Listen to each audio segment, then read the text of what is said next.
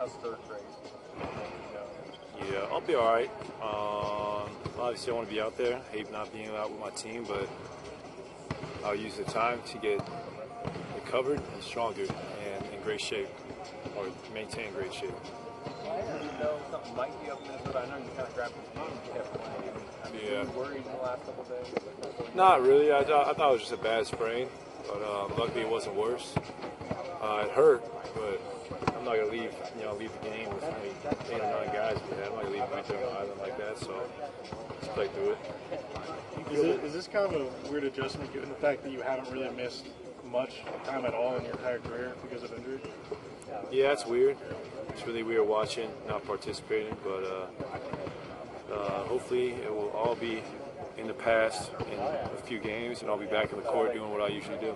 Steve was saying that this is kind of a blessing in disguise for you because, you've hardly missed any games throughout your career, and it's good for you to get a little bit of rest. Do you view it like that at all, or? Yeah, I mean, a little bit. I'll be able to do things I'm not able to do during the season, so get, like you said, some well-earned rest, and I'll be very be mentally fresh, most importantly, in a week. I'll be eager to get out there. So that's how I look at it. Do you feel there's a window for you to come back with some time to go in the regular season? Oh, yeah, absolutely. I'll be back sooner than you think. Are they trying to take a cautious approach, saying a couple weeks? Do you think you can get back sooner than that? I think I can, but they always can take a cautious approach considering we're trying to play until June. So I think I can be back sooner, but we'll see how my recovery goes. But I have faith that I will be back sooner in a couple weeks. Not very good. Probably still maybe play I don't know. Not very good. It's hard. Only really in the key. I can shoot from the line, probably make 60%, but nothing. It's hard, man. It's hard to be ambidextrous.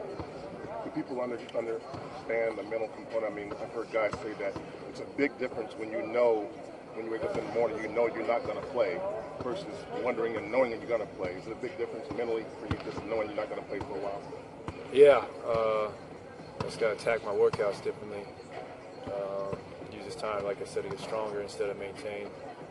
But it's definitely different. It's not the same. It sucks. I wish it was. I like waking up in the morning, knowing I have a game that night. It's a lot of fun. So I'll be back, though. I'll make the adjustment. I'll be back soon. Clay, what do you attribute sort of your incredible longevity on the court to? The fact that you've hardly had any injuries your entire career? Yeah. I'll probably say a lot of luck, because a lot of guys just get unlucky breaks. But for me, it was just being fortunate not to, get pushed around a lot, and probably just willpower. I just don't like missing games. I love competing, so it's probably those two things, luck and willpower. Yeah, I'm going to Phoenix. I'm going to go see, hopefully these guys get a win. So, yeah, I'll go. Not San Antonio, though? I'm not sure yet.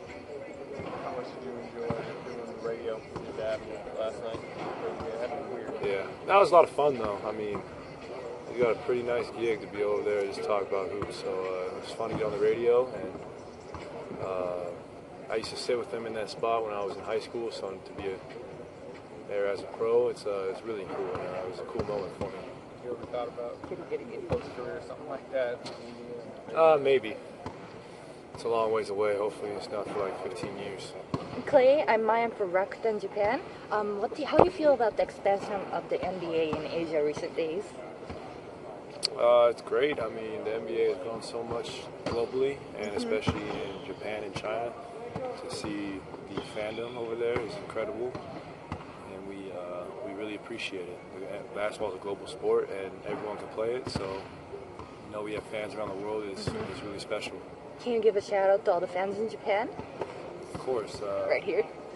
Thank you to all the fans in Japan. Hopefully I will see you guys 2020 for the Olympics. That'd be sweet. So, no problem. Well, let's see. I mean, David's probable for tomorrow. Who else we got? Draymond. Draymond's going to play tomorrow.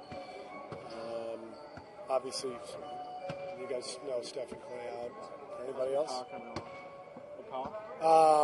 McCaw is he's not. We'll check him out next week. Is there any concern about Draymond? Obviously, that's been kind of a lingering issue all season. Not really. I mean, there's always concern when a guy is banged up a little bit, but it's not anything that's going to keep him out for long periods of time. It made sense to give him a rest yesterday, but he'll play tomorrow. I'm curious to see how Klay handles, the stir craziness. It's downtime. Yeah. Me and Rocco are about to get even closer. Hopefully the rain will go away and he can get outside with Rocco.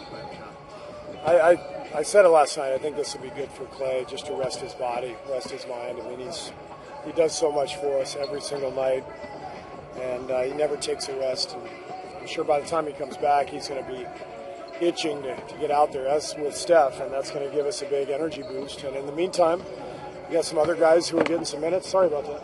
So getting some minutes, and it's good for morale. It's good for the character of the team. He hasn't had a serious injury his entire career. Go back to high school, college. We didn't get injured that soon. He won the genetic lottery, as Bill Walton would say. He's a big, strong, healthy guy, and he's some guys are just blessed with that type of resilience. And, it's amazing as a coach, like to be able to count on that is so important. So we're lucky. What have you noticed about his routine, how it's evolved over the years? Yeah.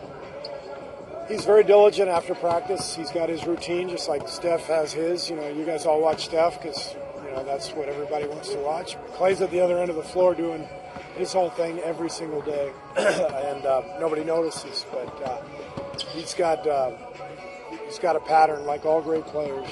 He knows what he needs to do to prepare. Yeah.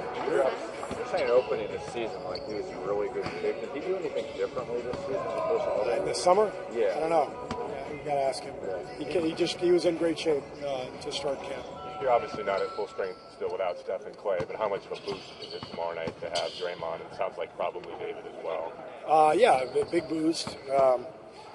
And we'll just keep adding guys as they come back and keep trying to get better. Sure, it certainly changes your front court rotation to have those. For sure. And last night was actually, it was fun for all those young guys to play, and but we only have so many minutes to go around, so we'll see what happens. In a sense, are these injuries kind of a blessing in disguise? Two of your all-stars are going to be pretty well rested heading. Yeah, for sure.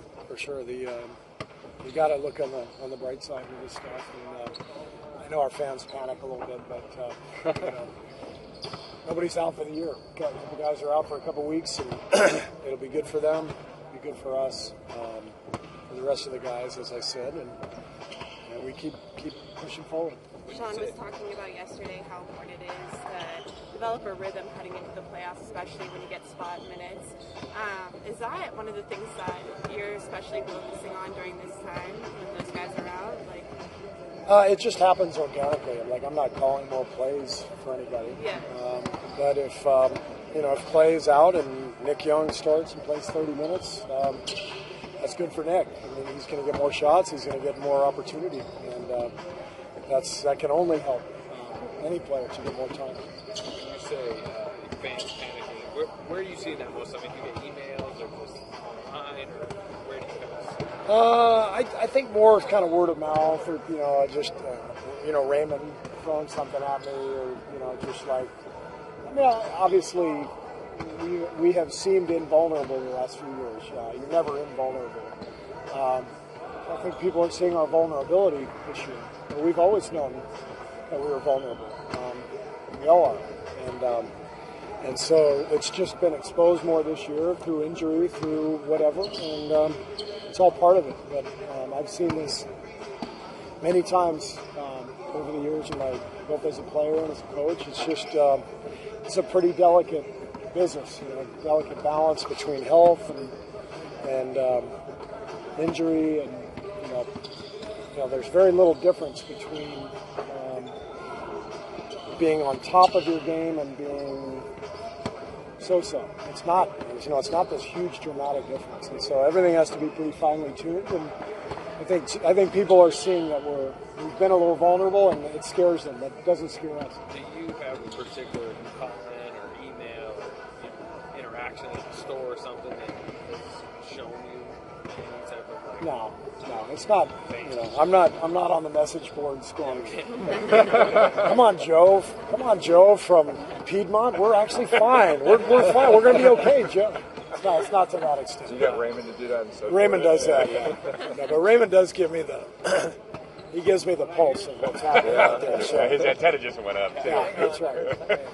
Steve, to your point of, like, obviously the larger picture of health, toward the latter part of the season, how are you going to be evaluating that versus the idea of kind of wanting the guys to get some kind of rhythm heading into the playoffs? How are you? It's just a feel every day, talking to the trainers, talking to the players, and just doing what's best. But the health always overrides any other concerns. So with the timing of all this, hopefully it's going to work out where we're going to have 2-3 weeks to finish the year with everybody back and ready to go. But you can't ever count on that. You don't know what's going to happen. But the nature of our injury situation right now is that it looks like we're going to have everyone healthy down the stretch.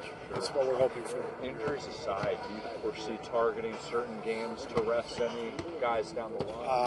I don't look that far ahead. What about with the back-to-back coming up? Would you expect to rest anyone with the back-to-back? I don't think we can.